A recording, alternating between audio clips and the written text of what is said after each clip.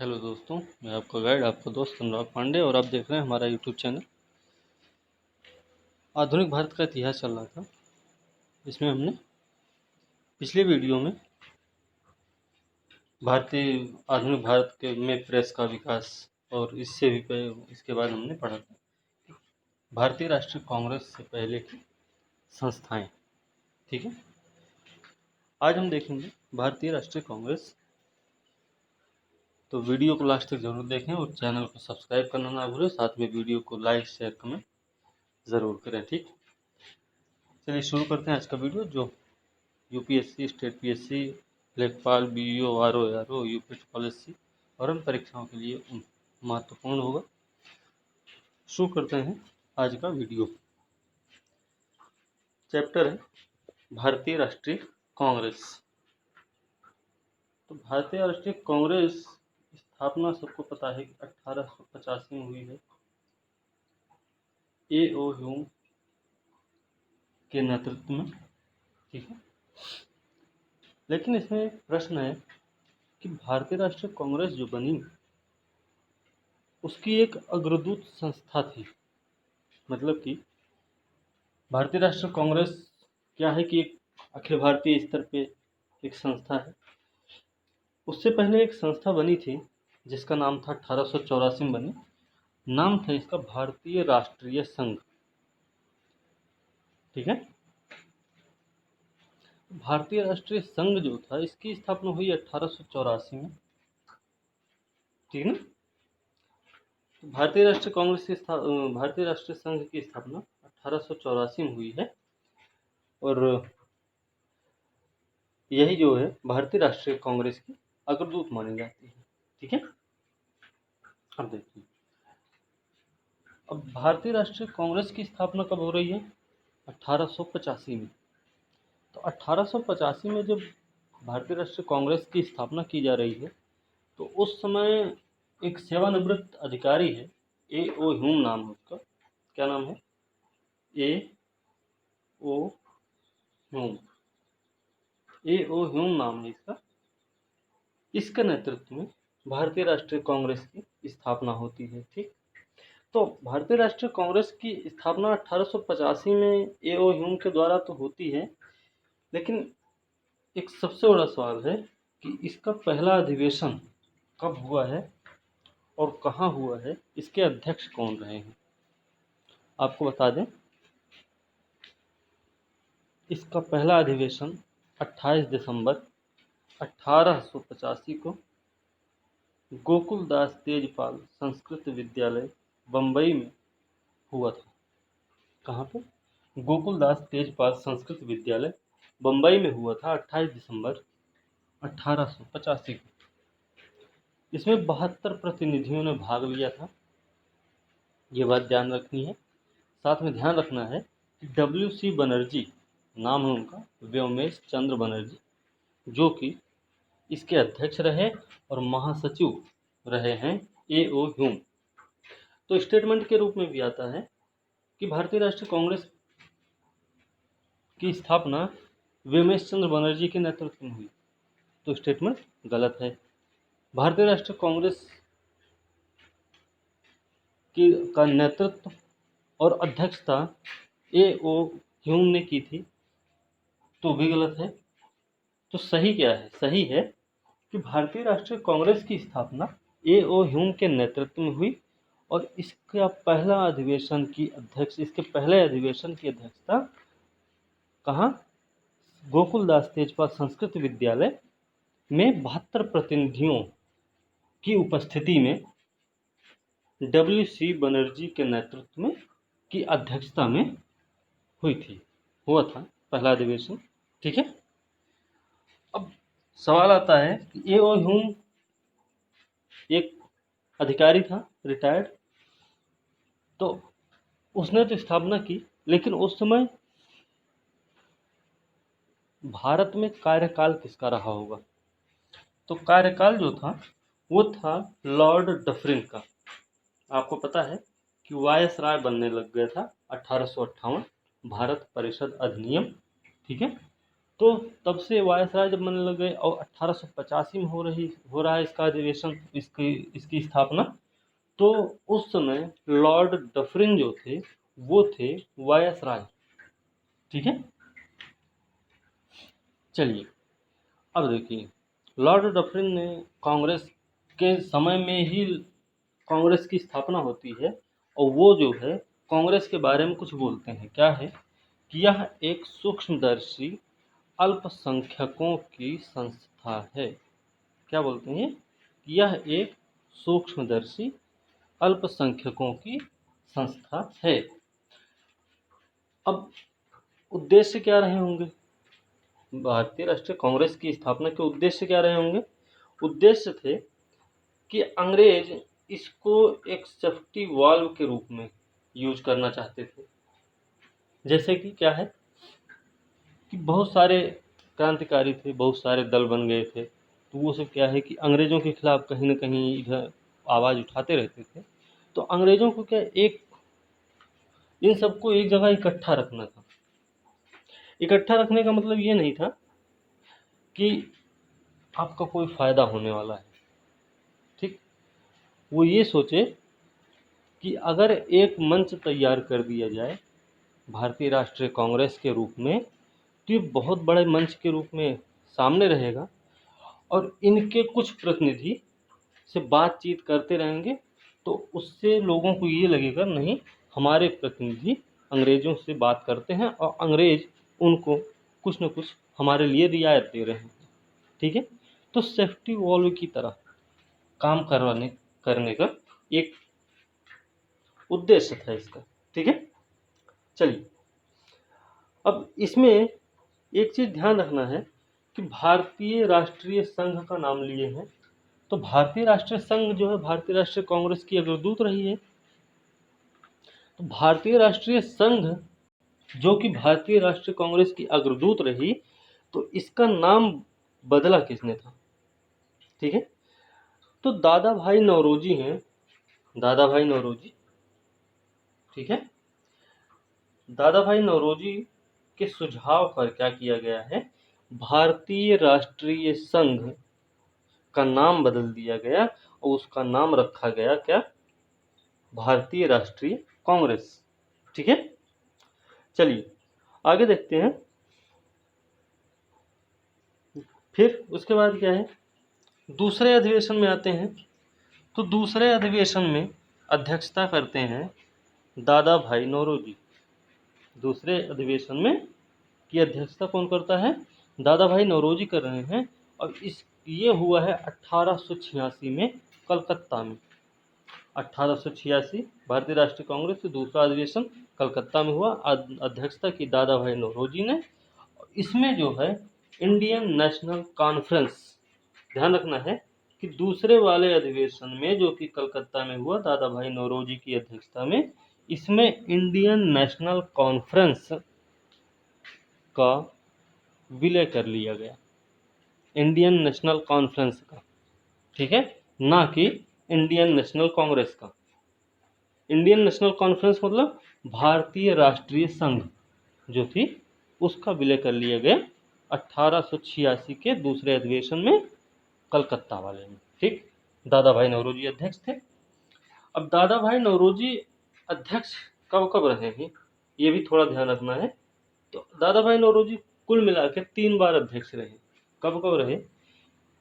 सबसे पहले तो कलकत्ता में 1886, दूसरी बार 1893 लाहौर में रहे और तीसरी बार फिर कलकत्ता में रहे 1906 में।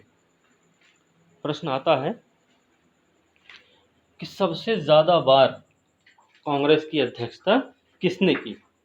ठीक है, एक प्रश्न ये भी आता है स्टेटमेंट के रूप में कि सबसे लंबा कार्यकाल जो कि अध्यक्षता भारतीय राष्ट्रीय कांग्रेस की अध्यक्षता का था, तो वो सबसे लंबा कार्यकाल किसका था? ठीक है, इस तरीके से प्रश्न आते हैं। चलिए आगे देखते हैं। अगला है कि पहले मुस्लिम अध्यक्ष रहे हैं बदरुद्दीन तैयब जी, सबको पता होगा। 1887 का अधिवेशन रहा है ये और ये हुआ था मद्रास में। 1887 का जो तीसरा अधिवेशन हुआ भारतीय राष्ट्रीय कांग्रेस का, इसकी अध्यक्षता की थी बदरुद्दीन तैयब जी, जो कि पहले मुस्लिम अध्यक्ष बने। ठीक है। तो दूसरी चीज़ है कि कार्य का संचालन के लिए समितियों का गठन किया गया। ध्यान रखना है कि कार्य के संचालन के लिए समितियों का जो गठन करने का प्रावधान लाया गया, वो लाया गया था मद्रास के अधिवेशन में, जिसकी अध्यक्षता बदरुद्दीन तैयब जी ने की थी 1887 में भारतीय राष्ट्रीय कांग्रेस के तीसरे अधिवेशन में। ठीक है। अब बात करते हैं हम, पहला कौन है, पहला यूरोपीय अध्यक्ष। भारतीय राष्ट्रीय कांग्रेस का पहला यूरोपीय अध्यक्ष कौन था? तो भारतीय राष्ट्रीय कांग्रेस का पहला यूरोपीय अध्यक्ष रहा है जॉर्ज यूल। ठीक है। जॉर्ज यूल जो है भारतीय राष्ट्रीय कांग्रेस का पहला यूरोपीय अध्यक्ष रहा है, और इसने 1888 में इलाहाबाद में अध्यक्षता की थी, जो कि चौथी सभा थी।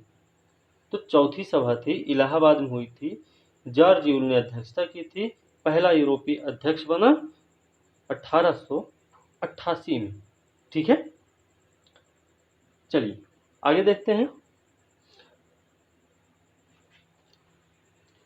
एक चीज और ध्यान रखना है, हमने अभी बताया कि बदरुद्दीन तैयब जी के समय में क्या हुआ कि कार्य संचालन के लिए समितियों का गठन किया गया था। ठीक है। इसी को, ये जो कमिटी है, ये कार्य संचालन के लिए जो समिति बनाई गई, यही कमिटी आगे चलकर नाम इसका रखा गया विषय निर्धारिणी सभा। ध्यान रखना है कि इसी का नाम हो गया विषय निर्धारिणी सभा। ठीक है। अब चलते हैं आगे। ठीक है। आगे देखते हैं क्या है। आगे है कि कांग्रेस के लिए समर्थन प्राप्त करने के लिए विलियम डिग्बी, कौन है? विलियम डिग्बी की अध्यक्षता में 1889 में ब्रिटिश कमेटी का India, British committee of India है का नहीं, ये ऑफ इंडिया है। ठीक है। ब्रिटिश कमेटी ऑफ इंडिया की स्थापना की गई कब? 1889 में। किस लिए की गई? कांग्रेस के लिए समर्थन प्राप्त करना था। और किसने की थी? किसकी अध्यक्षता में की गई? विलियम डिग्बी की अध्यक्षता में की गई थी। और क्या है, ब्रिटिश कमेटी ऑफ इंडिया जो है वो एक समिति है। ब्रिटिश कमेटी ऑफ इंडिया क्या है? यह एक समिति है जो भारतीय मामलों से अंग्रेजों को अवगत कराने के लिए इंडिया नामक साप्ताहिक पत्र भी निकाला था। ठीक है। क्या है ये? इंडियन नेशनल कांग्रेस, भारतीय राष्ट्रीय कांग्रेस की एक समिति है, जिसका क्या है काम कि भारतीय मामलों से अंग्रेजों को अवगत कराने के लिए इसने इंडिया नामक एक साप्ताहिक पत्र का प्रकाशन प्रारंभ किया। ठीक है। 1920 का विशेष अधिवेशन है। 1920 का विशेष अधिवेशन, देखिए दो प्रकार के अधिवेशन होते थे, एक तो होता था वार्षिक और दूसरा था विशेष। वार्षिक का मतलब पता ही है और विशेष का मतलब भी समझ ही रहे होंगे। वार्षिक का मतलब है कि साल भर में एक बार 28 दिसंबर को सब लोग इकट्ठा होंगे, तो होंगे जरूर। ठीक है, कन्फर्म है। विशेष अधिवेशन है कि यह जो है किसी ज़रूरी, कोई ज़रूरी काम है, कोई ज़रूरी प्रस्ताव है, कोई ज़रूरी बात करनी है, तो उसके लिए विशेष अधिवेशन बुलाए जाते थे। ठीक है। तो 1920 का विशेष अधिवेशन बुलाया गया है, अध्यक्षता किए लाला लाजपत राय। ठीक है। तो ध्यान ये भी रखना है, भारतीय राष्ट्रीय कांग्रेस की अध्यक्षता लाला लाजपत राय ने भी की थी, लेकिन अगर बात हो कि भारतीय राष्ट्रीय कांग्रेस के वार्षिक अधिवेशन की अध्यक्षता लाला लाजपत राय ने की थी, तो यह स्टेटमेंट पूरी तरह से गलत हो जाएगा।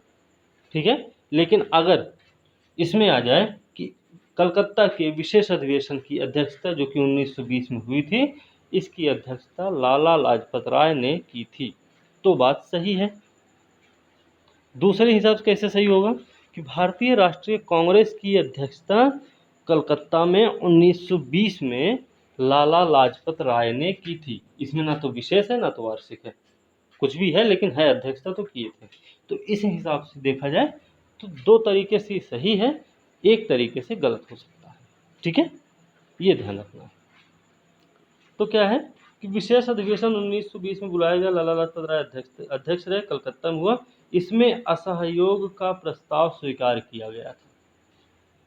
ठीक है, असहयोग का प्रस्ताव स्वीकार किया गया कलकत्ता के विशेष अधिवेशन 1920 में लाला लाजपत राय की अध्यक्षता में। ध्यान रखना है कि लाला लाजपत राय की अध्यक्षता में। लाला लाजपत राय के बारे में अगर हम पढ़ रहे हैं तो इनके बारे में थोड़ा सा ध्यान रखना है कि इनको शेरे पंजाब कहा जाता है। क्या है ये? शेरे पंजाब। ठीक ना, शेरे पंजाब है ये। और एक चीज ध्यान रखना है कि लाला लाजपत राय, याद होगा कि इन पे लाठियों की मार हुई थी, तो लाठी इन पे जब बरसाए गए तो उसी के दौरान, उसी के बाद इनकी मृत्यु हो जाती है, जिसका बदला कौन लेते हैं? ऊधम सिंह। ठीक है, जिसका बदला कौन ले रहा है? ऊधम सिंह जाके ले लेते हैं। चलिए आगे देखते हैं क्या है। आगे कि थियोसॉफिकल सोसाइटी की प्रधान रही हैं एनी बेसेंट। थियोसॉफिकल सोसाइटी की प्रधान रही हैं एनी बेसेंट। इन्होंने 1916 में होम रूल लीग का गठन किया। 1917 में पहली महिला अध्यक्ष बनी हैं किसकी? कांग्रेस की, कलकत्ता में। ठीक है, तो थियोसॉफिकल सोसाइटी की प्रधान रही हैं श्रीमती एनी बेसेंट। ठीक है, इन्होंने 1916 में होम रूल लीग का गठन किया और 1917 में इन्होंने अध्यक्षता की थी कलकत्ता में किसकी? भारतीय राष्ट्रीय कांग्रेस की, जो कि भारत पहली महिला अध्यक्ष बनी थी। ठीक है, ये बात आपको क्लियर हुई। इसमें दो तरीके के प्रश्न हैं, एक तो ये है यही एनी बेसेंट 1917, दूसरा है 1925 अधिवेशन, कहाँ का? याद होगा, कानपुर।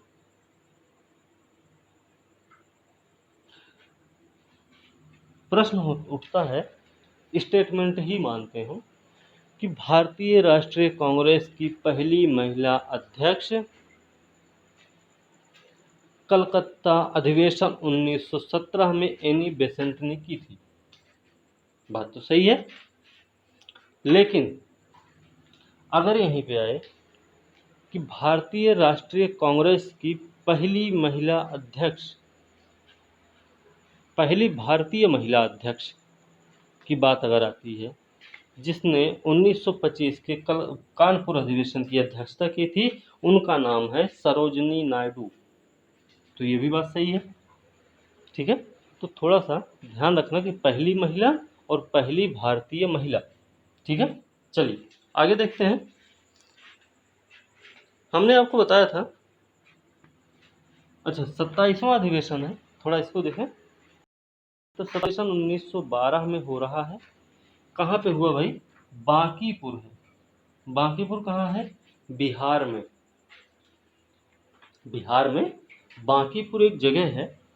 तो यहाँ पे 27वां अधिवेशन हुआ है 1912 में। इसकी अध्यक्षता की थी R.S. Mudholkar. Are N Mudholkar है ये। इसी में एओ ह्यूम को कांग्रेस का पिता कहा गया था। बीपीएससी वालों के लिए स्पेशल है कि भारतीय राष्ट्रीय कांग्रेस के किस अधिवेशन में एओ ह्यूम को भारतीय राष्ट्रीय कांग्रेस का पिता कहा गया? तो बांकीपुर अधिवेशन। हमारे लिए नॉर्मल है, क्योंकि बांकीपुर अधिवेशन हो या कलकत्ता अधिवेशन हो, इम्पोर्टेंट सभी हैं। ठीक है, हमें नॉर्मल पढ़ना, उनको स्पेशल के तौर पर पढ़ाना होगा। ठीक, ये चीज़ ध्यान रखनी है। तो बांकीपुर के अधिवेशन 1912 में हुआ है, 27वां अधिवेशन है। इसमें एओ ह्यूम को क्या कहा गया भाई? भारतीय राष्ट्रीय कांग्रेस का पिता। अध्यक्षता की थी R.N. मुधोलकर ने। ठीक है, चलिए आगे देखते हैं। हमने बताया है पिछली वीडियो में भी बताया था हमारे ख्याल से कि इससे पहले जब भी बताए हमने बताया था कि 1907 का समय है। 1905 में क्या हुआ है, बंगाल विभाजन हुआ।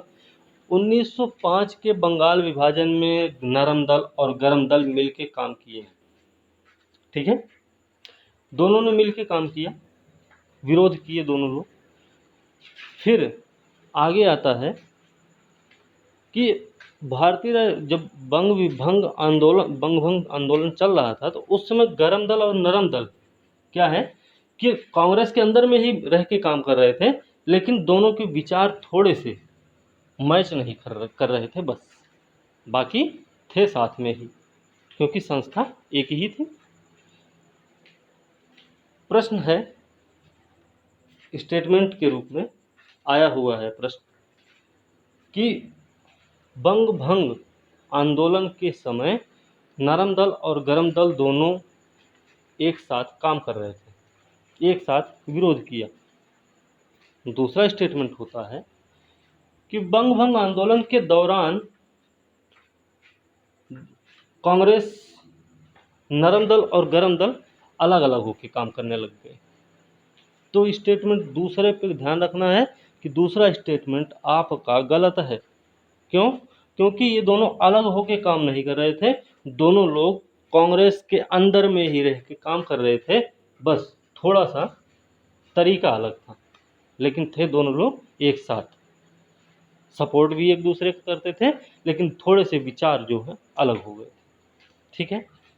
1907 का अधिवेशन होता है सूरत अधिवेशन। सूरत अधिवेशन हो रहा है।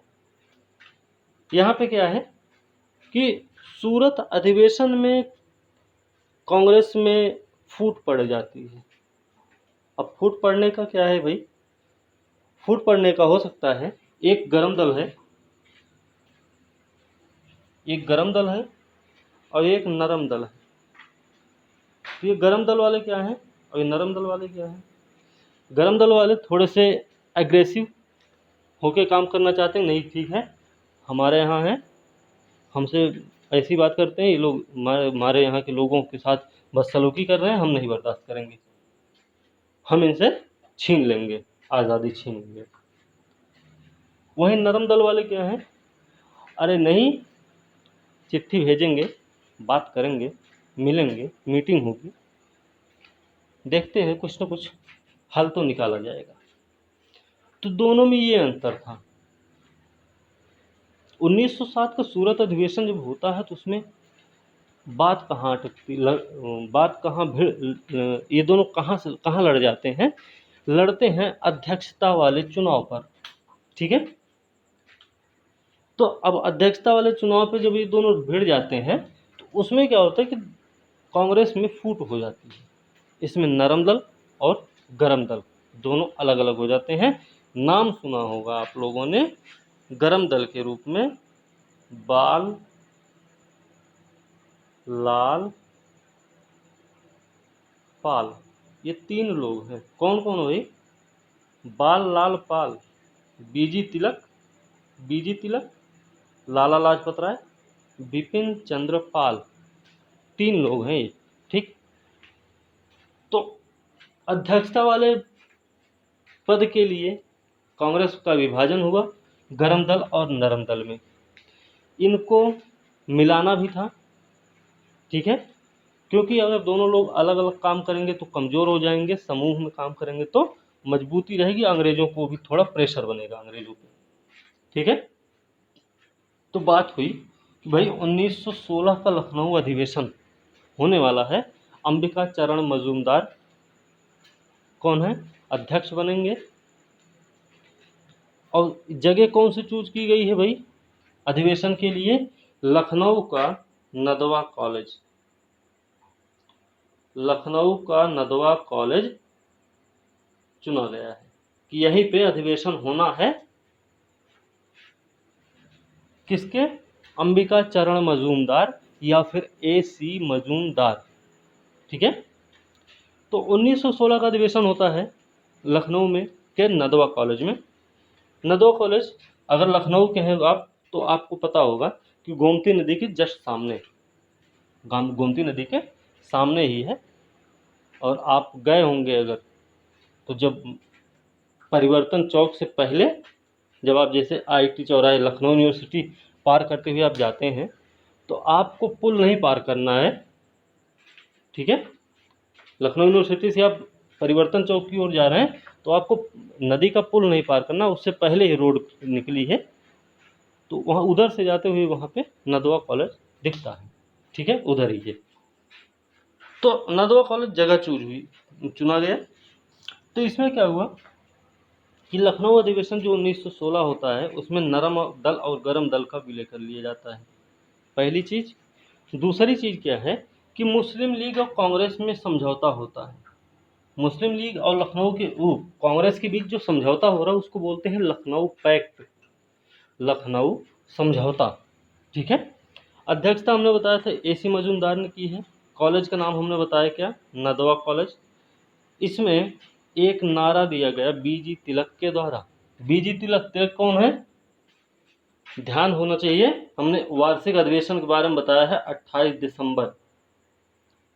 तो भाई तिलक, बीजी तिलक और एनी बेसेंट दोनों के होम रूल लीग की स्थापना हो चुकी थी। हमने ये भी बताया है कि सबसे पहले स्थापना तो हो गई थी होम रूल लीग की बीजी तिलक वाली, ठीक है, लेकिन सबसे पहले जो काम करना शुरू किया वो है एनी बेसेंट की होम रूल लीग ने, और सबसे ज़्यादा क्षेत्र को कवर भी किया था एनी बेसेंट के होम रूल लीग ने, ठीक है। ये चीज़ें ध्यान रखनी, ये चीज़ भूलनी नहीं है, ठीक। अब देखिए, तो इसमें बीजी तिलक ने क्या कहा था, लखनऊ अधिवेशन 1916 में एसी मजूमदार की जो अध्यक्षता में हो रहा है, नदवा कॉलेज में हो रहा है, लखनऊ पैक्ट के नाम से जानते हैं क्योंकि कांग्रेस और मुस्लिम लीग के बीच समझौता हो रहा है, साथ में नरम दल और गरम दल भी मिल रहे हैं। तो इसमें बीजी तिलक ने क्या कहा है कि स्वराज हमारा जन्म सिद्ध अधिकार है और हम इसको लेकर रहेंगे। तो बीजी तिलक मतलब बाल गंगाधर तिलक, तो हमने बताया था गरम दल वाले हैं क्योंकि बाल लाल पाल हमने अभी नाम लिया था, ठीक है। एक चीज़ और, एक प्रश्न आता है स्टेटमेंट के रूप में भी आ सकता है, हो सकता है ऑप्शंस में दे दें। तो होता क्या है कि जैसे जो मुस्लिम लीग और कांग्रेस के बीच समझौता हुआ है उसमें मुख्य भूमिका किसकी रही है, तो मुख्य भूमिका के रूप में होम रूल लीग रही है। अब होम रूल लीग दोनों ही आ जाएंगे उसमें क्योंकि एक से काम नहीं चलने वाला, दोनों होम रूल लीग का उसमें महत्वपूर्ण भूमिका रही है। और साथ में ये भी ध्यान रखना है कि बीजी तिलक और एनी बेसेंट की महत्वपूर्ण भूमिका रही है लखनऊ पैक्ट को कराने में, लखनऊ पैक्ट को सफल बनाने में, ठीक है। चलिए आगे देखते हैं क्या है। एक है संयुक्त भारतीय राजभक्त सभा। ये क्या है भाई, संयुक्त भारतीय राजभक्त सभा है, सर सैयद अहमद खान ने स्थापित किया है। सर सैयद अहमद खान ने संयुक्त भारतीय राजभक्त सभा की स्थापना की है, जिसका उद्देश्य है कांग्रेस के प्रचार को निष्फल करना और लोगों को कांग्रेस से दूर करना। सर सैयद अहमद खान याद है, अलीगढ़ यूनिवर्सिटी है, और एक बनारस के राजा, ठीक है ना। चलिए, तो कांग्रेस के प्रचार को निष्फल करना और लोगों को कांग्रेस से दूर कर रखना उद्देश्य था। किसका उद्देश्य था, सर सैयद अहमद खान के द्वारा स्थापित 1888 में संयुक्त भारतीय राजभक्त सभा, ठीक है। बात क्लियर हुई। चलिए आगे भी देखें, आगे देखते हैं। बंबई का गवर्नर है बेलिंगटन, बेलिंगटन है बंबई का गवर्नर। 31वां अधिवेशन हो रहा है, तो जोड़ लीजिए 31वां अधिवेशन कब होगा, 85, 1500, 1516, 31, तो 1916, 1915 का, सॉरी, ठीक है, 16वां अधिवेशन था, ओके। तो 16वां अधिवेशन हुआ, मतलब 31वां अधिवेशन हो रहा है बंबई में 1915 में। इसमें गवर्नर है बंबई का वेलिंगटन, इसने भी भाग लिया था। तो ये भी प्रश्न बनता है, प्रश्न बनता नहीं, बन चुका है पहले भी। ध्यान ये भी रखना है कि बम्बई का गवर्नर है वेलिंगटन, इसने बम्बई के 31वें अधिवेशन जो कांग्रेस का हुआ था 1915 में, उसमें भाग लिया था। ठीक है, बात क्लियर हो गई। आगे है 1924। 1924 है बेलगांव अधिवेशन। क्या है? 1924 का बेलगांव अधिवेशन है। इसकी अध्यक्षता किए थे महात्मा गांधी। महात्मा गांधी बेलगांव अधिवेशन की अध्यक्षता किए थे 1924 में, और यह मात्र एक बार भारतीय राष्ट्रीय कांग्रेस के अध्यक्ष बने बेलगांव अधिवेशन में। ठीक है, तो बेलगांव लॉजिक है कि गांधी जी कुटीर उद्योग को बढ़ावा देने की बात करते थे, गांव को सशक्त बनाने की बात करते थे। ठीक है, तो बेलगांव है, तो बेलगांव में उन्होंने अध्यक्षता की थी। इस तरीके से थोड़ा लॉजिक लगाएं तो हो जाएगा सही। 1924 में किए थे, ये ध्यान रखना है बस। ठीक, 1925 है। देखिए बेलगांव में गांधी जी किए, तो गांधी जी के एक समर्थक है कौन? सरोजनी नायडू। तो अगला अधिवेशन कौन करने वाली है? सरोजनी नायडू करेंगी। कहाँ पे करेंगी? कानपुर में करेंगी, क्योंकि इससे पहले वाला हुआ बेलगांव, हमारे हिसाब से मध्य प्रदेश में पड़ता है बेलगांव। ठीक है, तो अब यूपी में होने वाला है। तो यूपी में कहाँ भाई? कानपुर में हो रहा है। 1925 में सरोजनी नायडू रही हैं इसकी अध्यक्ष रही, और पहली भारतीय महिला अध्यक्ष रही हैं सरोजनी नायडू 1925 कानपुर अधिवेशन में। ठीक है, अब इनके बारे में, सरोजनी नायडू के बारे में एक चीज ध्यान ये रखना है। पहली बात तो उत्तर प्रदेश की पहली महिला राज्यपाल हुई है।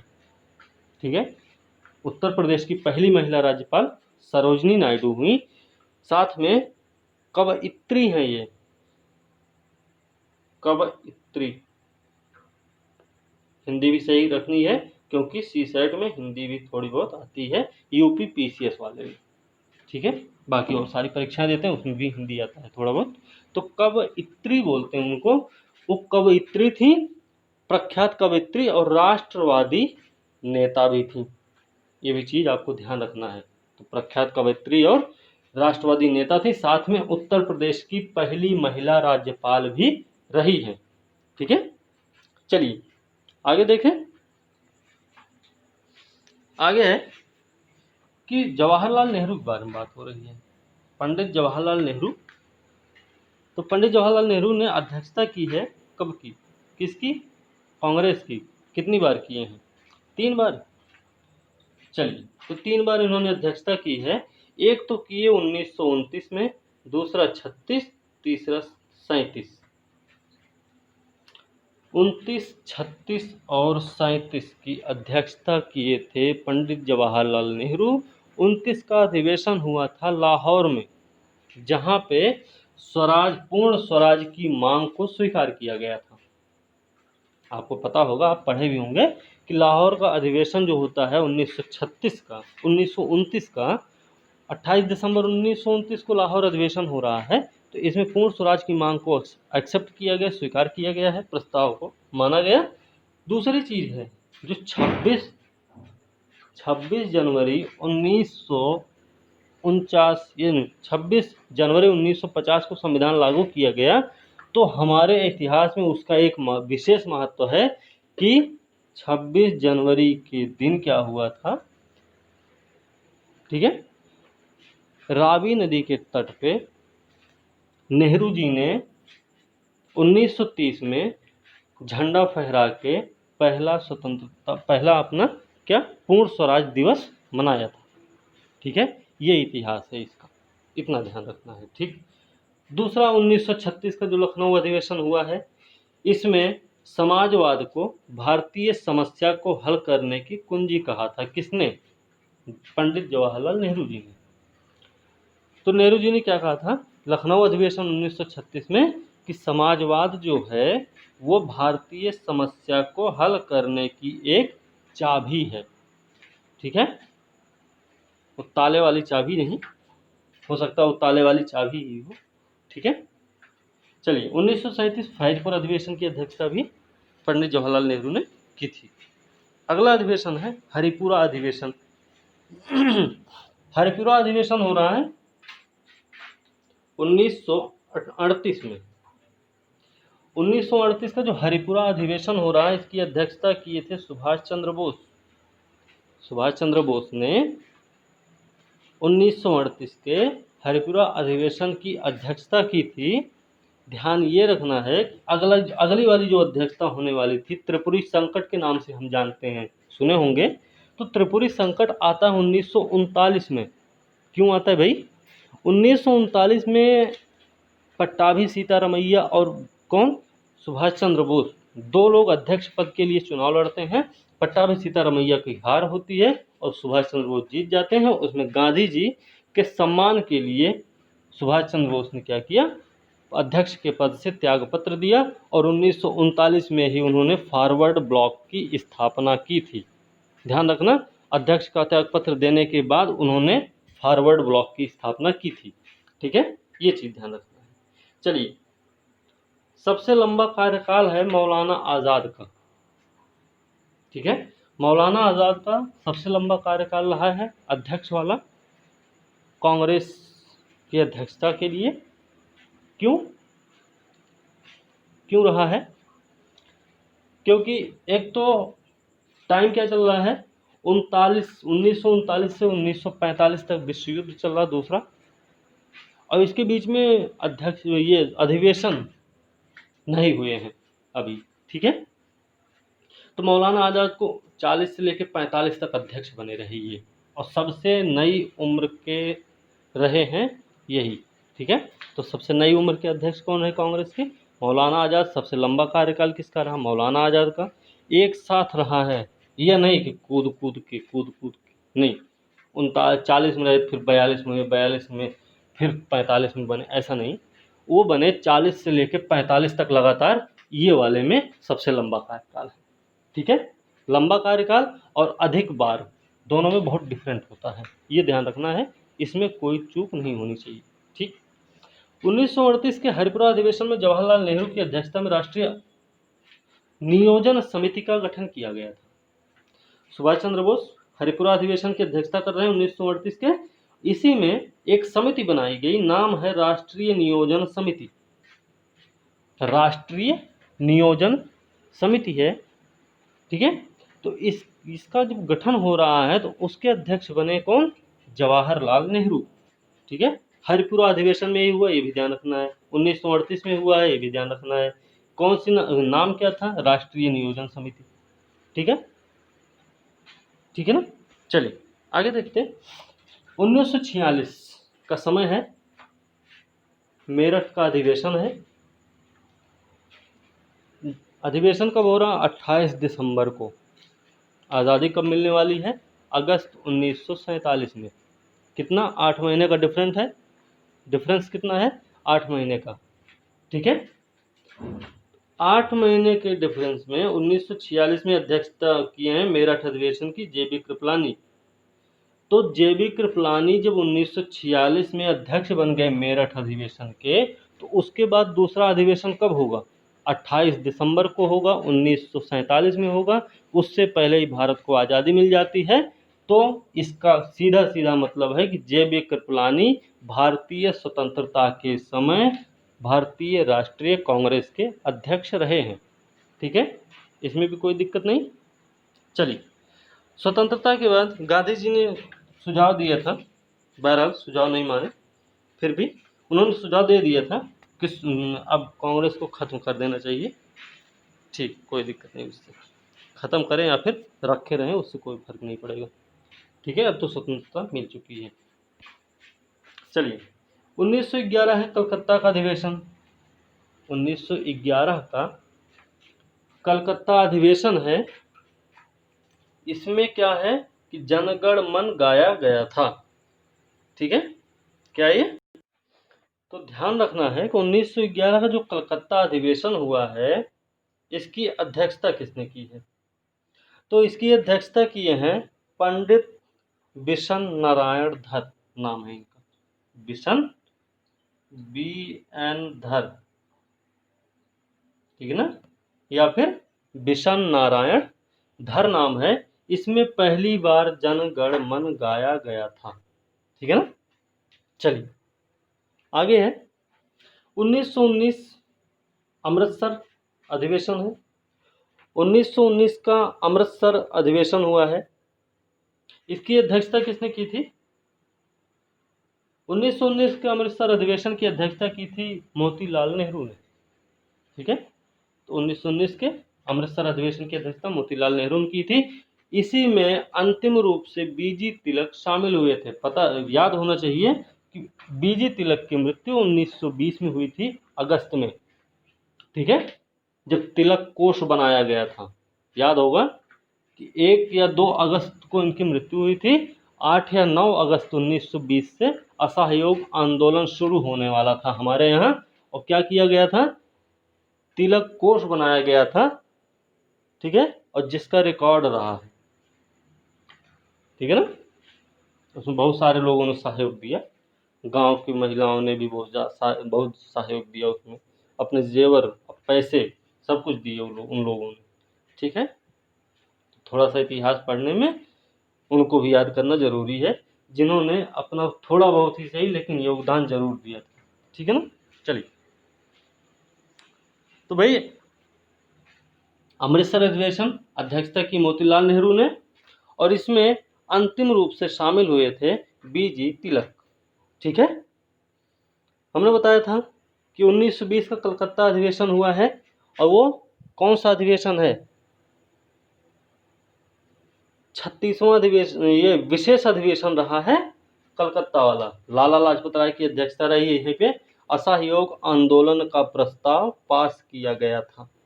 ठीक है, तो अगस्त में ही शुरू हुआ, तो अगस्त में ही विशेष अधिवेशन बुलाया गया रहा होगा। ठीक है ना। चलिए, ये चीज आप ध्यान रखना है आपको। फिर 1920 का कुछ चीजें हैं जो इसमें नहीं दी गई, थोड़ा ध्यान रखना है। तो 1920 का नागपुर अधिवेशन होता है। 1920 का नागपुर अधिवेशन है। ये क्यों प्रसिद्ध है भाई?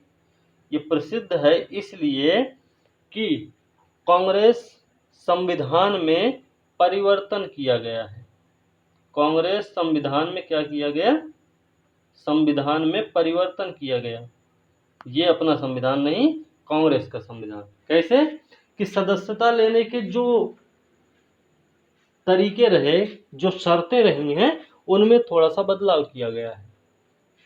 गांधी जी भी आ चुके हैं, अब इसमें थोड़ा सा बदलाव करना है, ताकि अगर उनकी फीस कम होगी, उनकी शर्तें थोड़ी सी नॉर्मल रहेंगी, तो ज़्यादा से ज़्यादा लोग इसमें भाग ले पाएंगे। ठीक है, ये बात ध्यान रखनी है। तो कांग्रेस संविधान में परिवर्तन किया गया नागपुर अधिवेशन में 1920 में। इसके अध्यक्ष रहे हैं सी.वी. राघवाचार्य। कौन है? सी.वी. राघवाचार्य अध्यक्ष रहे 1920 में। ठीक है, चलिए आगे भी देख लें। एक है, इंपॉर्टेंट है, आसाम की 1926 है, गुवाहाटी। 1926 में गुवाहाटी में सम्मेलन होता है, और ये है 42वां अधिवेशन। इसमें क्या हुआ? एस श्रीनिवास अयंगार थे। एस श्रीनिवास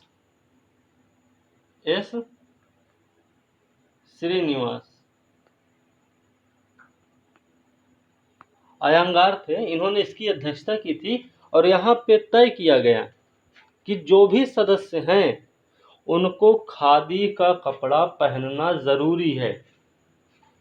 कब किया गया? 1926 में। ठीक है, तो 1926 का अधिवेशन हुआ है गुवाहाटी में। अध्यक्ष रहे एस श्रीनिवास अयंगार, और इसमें खादी वस्त्र अनिवार्य कर दिया गया सदस्यों के लिए। ठीक है, आगे भी देख लें। एक और 1931 कहाँ पे हुआ अधिवेशन? कराची। कराची में ही हुआ ना। कराची में इसका अधिवेशन हुआ है 1931 में। इसमें क्या है कि सरदार पटेल अध्यक्षता किए, सरदार पटेल अध्यक्षता किए हैं। इसमें क्या, इसकी क्या खासियत रही है? खासियत रही है कि मौलिक अधिकार की मांग की गई है 1931 के कांग्रेस के लाहौर अधिवेशन में। अध्यक्षता की थी सरदार पटेल जी। ठीक है, चलिए और कुछ एक और देखते हैं। अधिवेशन 1937 जो फैजपुर था, फैजपुर हमने भी बताया था आपको, उसमें हम थोड़ा सा नहीं बता पाए कि पहला मतलब एक ऐसा अधिवेशन रहा है फैजपुर का अधिवेशन जो 1937 में हुआ है जवाहरलाल नेहरू की अध्यक्षता में। वो पहला ऐसा अधिवेशन रहा है कि जो किसी गांव में किया गया था। कौन सा अधिवेशन? 1937 वाला। 1937 वाला फैजपुर अधिवेशन, अध्यक्षता किए थे जवाहरलाल नेहरू। इसके बाद 38 में किए कौन अध्यक्षता? सुभाष चंद्र बोस।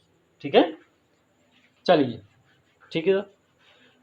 इसके अलावा अब एक है 1947 दिल्ली में एक विशेष अधिवेशन भी हुआ था।